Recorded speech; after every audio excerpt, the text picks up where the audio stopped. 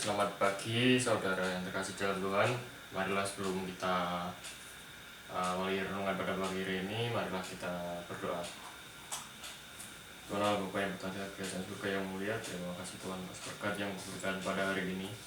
Kiranya Kau berkati renungan yang akan kami dengarkan pada pagi hari ini sehingga dapat berguna dan menjadi berkat pada kami dan sesama kami. Dalam nama-Mu kami berdoa dan ucap syukur. Amin. Ya, saudara yang terkasih dalam Tuhan, renungan pada pagi hari ini diberi judul yaitu Beriman di Tengah Pergumulan Hidup. Kita landasi renungan ini dengan membaca bersama-sama, yaitu diambil dari Lukas 1 ayat 5 sampai 25. Pemberitahuan tentang kelahiran Yohanes Pembaptis. Pada zaman Herodes, Raja Yudea adalah seorang imam yang bernama Zakaria dari rombongan Abia. Istrinya juga berasal dari keturunan Harun, namanya Elisabet. Keduanya adalah benar di hadapan Allah dan hidup menurut segala perintah dan ketetapan Tuhan dengan tidak bercacat. Tetapi mereka tidak mempunyai anak sebab Elisabet mandul dan keduanya telah lanjut umurnya. Pada suatu kali, waktu tiba giliran rombongannya, Zakaria melakukan tugas keimaman di hadapan Tuhan.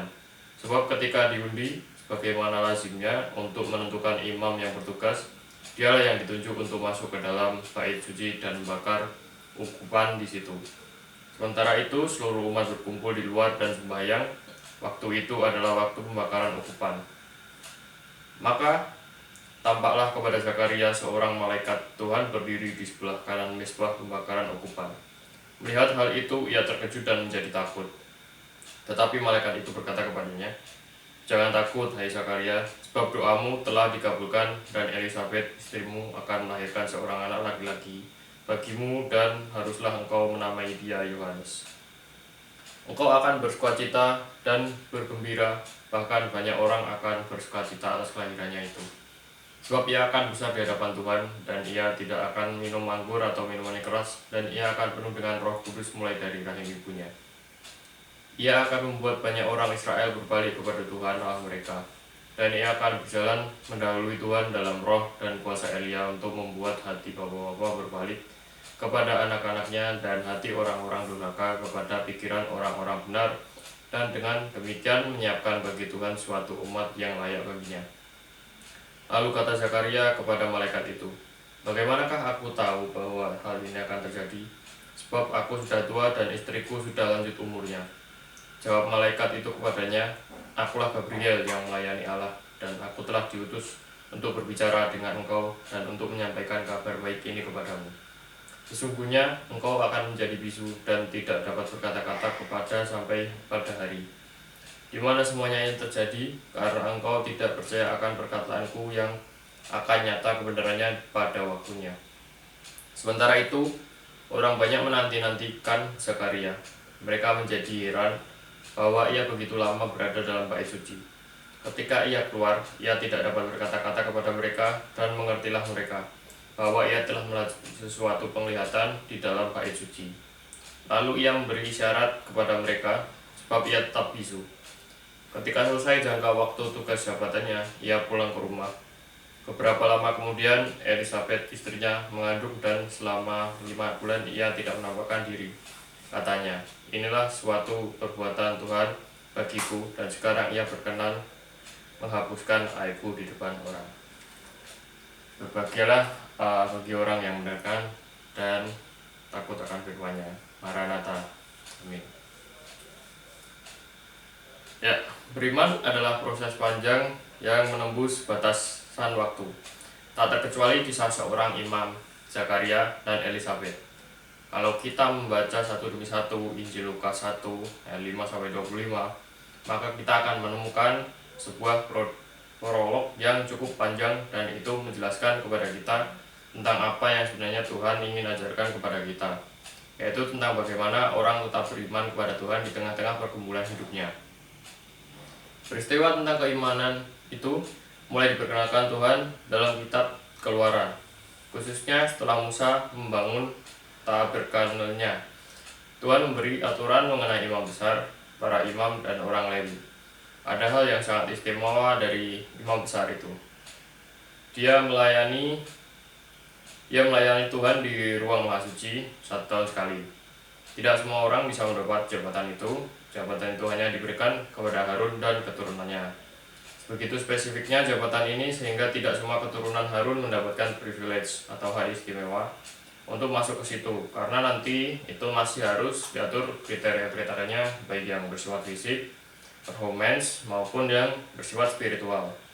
Semua diatur oleh Tuhan, sehingga kalau orang sampai mendapatkan jabatan itu, maka setidaknya dia sudah melewati proses fisik yang berarti nyaris tidak ketemu cacatnya. Performance adalah bagaimana dia bisa bekerja dalam yang tidak berlayak di hadapan Tuhan, lalu mengambil tugas itu, maka dia akan mati seketika. Itu sebabnya para imam besar yang akan masuk ke ruang maha suci itu tidak diberi tali. Jika terjadi sesuatu, maka mayat imam itu akan ditarik sebagai rupa keluar dari ruangan itu, sebab tidak sembarang orang bisa masuk ke situ. Perjalanan waktu membuat proses keimaman ini makin disempurnakan, tetapi tidak menghilangkan esensinya. Ketika orang Israel masuk ke tanah Kanaan, sistem itu masih diberlakukan.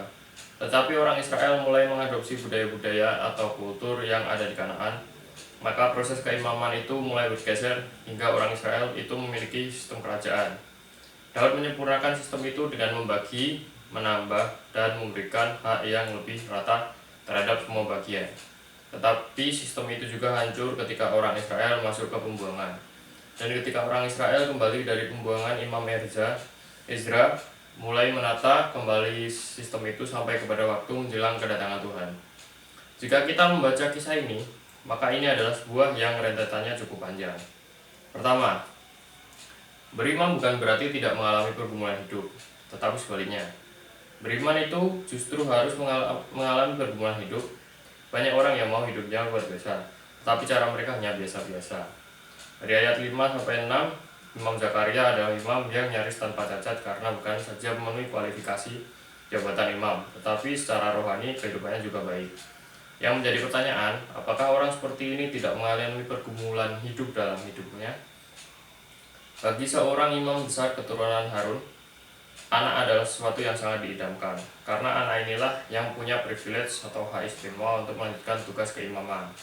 Sebab Tuhan tidak memberikan jabatan keimaman ini kepada orang lain kecuali Harun dan keturunannya. Jadi jika seorang imam besar sampai tidak mempunyai hak atau mempunyai anak, maka bisa dipastikan generasinya akan berhenti sampai di situ. Problem yang dialami Imam Zakaria bukan hanya karena tidak mempunyai anak, tetapi ada hal lain yang di luar kemampuannya. Elizabeth adalah seorang wanita yang memenuhi prasyarat untuk menjadi istri imam besar.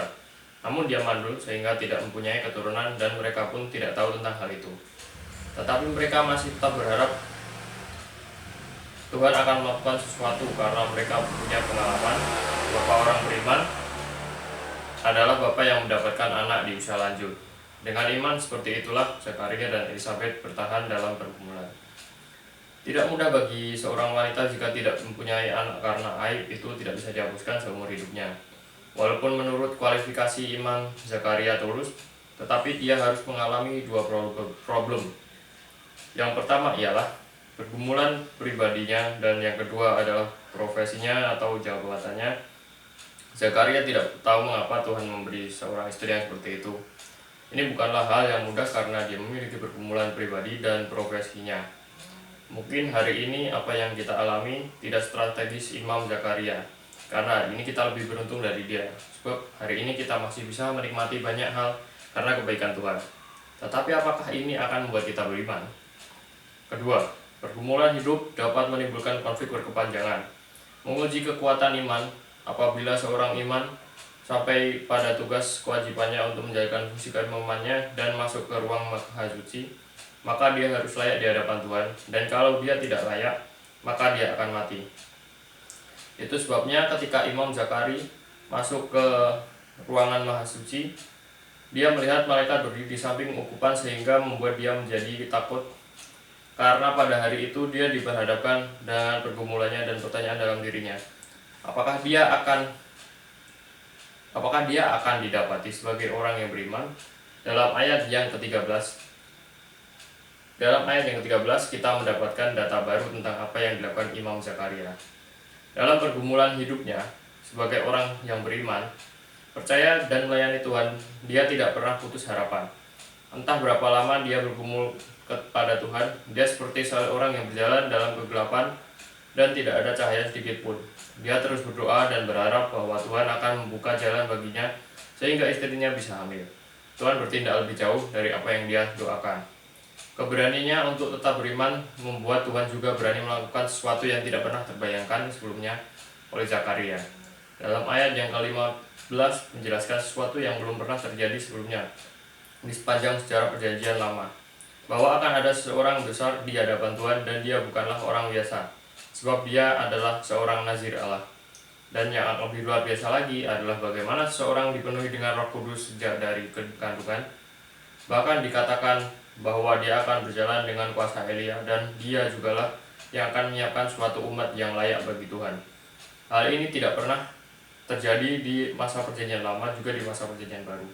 Ini bukanlah sesuatu yang biasa, tetapi ini adalah harga yang Tuhan bayar untuk mereka yang berani beriman di tengah pergumulan hidup. Kalau kita mau memiliki kehidupan yang luar biasa, maka kita jangan beriman yang biasa-biasa saja. Seringkali kita berdoa memohon sesuatu, tetapi ketika Tuhan memberi lebih dari apa yang kita minta, membuat kita malah menjadi kebingungan dan bertanya-tanya kenapa bisa jadi seperti ini. Yang ketiga, bertahan dan menang atas pergumulan hidup adalah beriman yang sesungguhnya. Menghadapi pergumulan hidup tidaklah cukup jika kita hanya bertahan dalam iman saja, tetapi haruslah kita bergerak dan menang atas pergumulan tersebut. Itu baru namanya beriman yang sesungguhnya. Tuhan sangat menghargai iman dalam pergumulan Zakaria. Oleh sebab itu Tuhan berkata lewat perantara Gabriel dalam ayat 19-20. Jawab malaikat itu kepadanya, "Akulah Gabriel yang melayani Allah, dan aku telah diutus untuk berbicara dengan engkau dan untuk menyampaikan kabar baik ini kepadamu. Sesungguhnya engkau akan menjadi bisu dan tidak dapat berkata-kata sampai kepada hari di mana semuanya ini terjadi.